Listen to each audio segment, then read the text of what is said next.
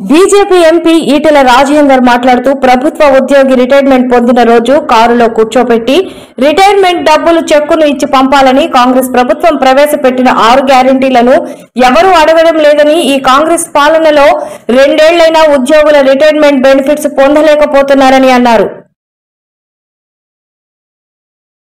Retired ఉద్యోగినైతే retirement రోజే కార్లో కూర్చోబెట్టి చెక్కులు అప్పచెప్పి ఇంటికాడ సన్మానం చేసి పంపాలని చెప్పి కేసీఆర్ మాట్లాడి చూసినావా?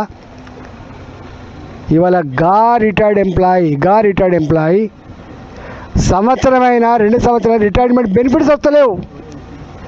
కొద్దిమంది ఏమో కమిషన్ ఇచ్చి తెచ్చుకుంటున్నారు, కొద్దిమంది ఏమో కోర్టుకు పోయి తెచ్చుకుంటున్నారు. దుస్తుంది అలా ఏమనంటే వాడు రాజు చేసిండు, వీళ్ళు రాజు చేసిండు, దివాళి తీసి ఇది కాదు కదా. నువ్వు వచ్చినప్పుడు తెలియదా? రాష్ట్ర ఆర్థిక పరిస్థితి మీద మీరే కదా శాసనసభలో మాట్లాడింది, అనేక సందర్భాలు మాట్లాడింది. మీరు తెలిసే కదా మీరు హామీలు ఇచ్చింది.